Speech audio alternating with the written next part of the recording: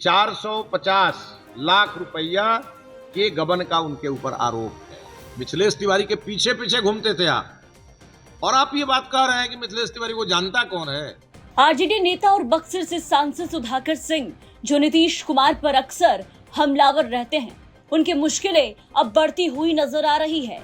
किसानों के लिए मुखर होकर खड़े रहने वाले सुधाकर सिंह पर 450 लाख रुपए के गबन का आरोप लगा है। साथ ही सुधाकर सिंह को इसके लिए लीगल नोटिस तक भेजा गया। ये नोटिस भेजा गया है बीजेपी नेता मिथिलेश तिवारी की तरफ से।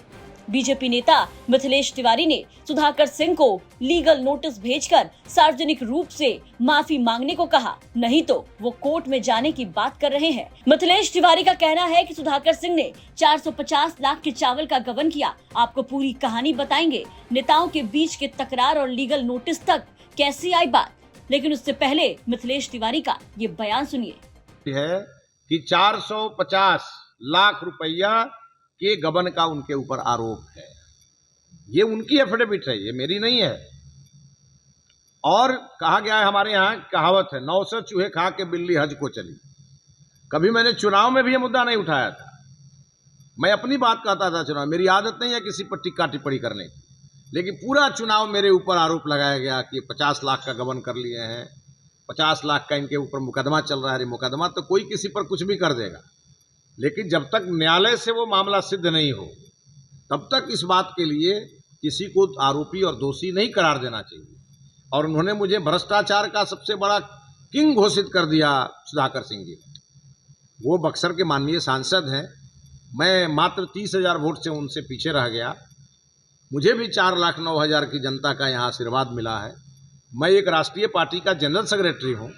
35 वर्षों का राजनीतिक रूप से मेरी पृष्ठभूमि है। और वो कहते हैं कि मिथिलेश तिवारी को तो कोई जानता ही नहीं है। मिथिलेश तिवारी उस शख्स का नाम है कि जब आप रामगढ़ से चुनाव लड़ रहे थे बीजेपी से, तो मिथिलेश तिवारी इंचार्ज थे। मिथिलेश तिवारी के पीछे पीछे घूमते थे आप। तो सुना आपने, मिथिलेश तिवारी का कहना है कि 100 चूहे खाकर बिल्ली चली हज को। मिथिलेश तिवारी ने कहा कि अगर सुधाकर माफी नहीं मांगेंगे तो कोर्ट में उनको घसीट कर ले जाएंगे। अब आपको बता दें कि ये पूरा मामला शुरू हुआ है सुधाकर सिंह के एक आरोप के बाद से। जी हाँ, मिथिलेश तिवारी से पहले सुधाकर सिंह ने बीजेपी नेता मिथिलेश पर आरोप लगाया था कि इन्होंने 50 लाख रुपए गबन किए हैं। सुधाकर सिंह ने तिवारी पर आरोप लगाया कि वो स्कूल के अध्यक्ष रहते हुए 50 लाख का गबन कर चुके हैं। इन आरोपों के बाद बीजेपी नेता मिथिलेश तिवारी ने सुधाकर सिंह को लीगल नोटिस भेजकर सार्वजनिक रूप से माफी मांगने को कहा, अन्यथा वो कोर्ट में जाने की बात कर रहे हैं।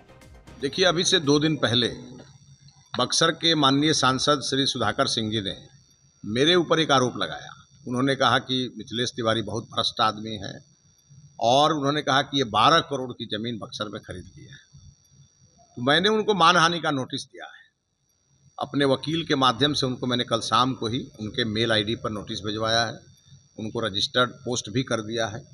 और हमने, हमारे अधिवक्ता ने ये उनसे कहा है कि वो इस बात के लिए माफ़ी मांगे कि उन्होंने गलत बयानी की है, और अदरवाइज टाइम जो हम लोगों ने दिया है उस टाइम लिमिट में अगर वो माफ़ी नहीं मांगते हैं सार्वजनिक रूप से, तो फिर हम उनको कोर्ट में घसीटेंगे, मानहानि का मुकदमा करेंगे।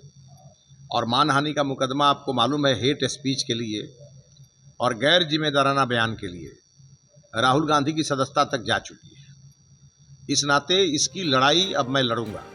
हालांकि इस पूरे मामले पर हमने सुधाकर सिंह से टेलीफोनिक बातचीत करने की कोशिश की, जिसमें सुधाकर सिंह ने अपना पक्ष रखते हुए बताया कि मिथिलेश तिवारी के आरोपों में दम नहीं है। सुधाकर सिंह का कहना है कि मिथिलेश को 2 बार जनता ने रिजेक्ट किया, और अपने द्वारा लगाए आरोपों को लेकर सुधाकर सिंह ने कहा कि जो आरोप उन्होंने मिथिलेश तिवारी पर लगाया है, वो खुद मिथिलेश तिवारी ने अपने चुनावी एफिडेविट में गबन की बात कबूली है, और जो वो मुझ पर आरोप लगा रहे हैं उन आरोपों में कोई दम नहीं है। तो कुल मिलाकर के चुनाव के पहले आरोप प्रत्यारोप का दौर चरम सीमा पर पहुंच चुका है। देखने वाली बात होगी कि मिथिलेश तिवारी के वार्निंग पर अब सुधाकर सिंह कैसे रिएक्ट करते हैं। बक्सर से पुष्पेंद्र पांडे की रिपोर्ट, बिहार तक।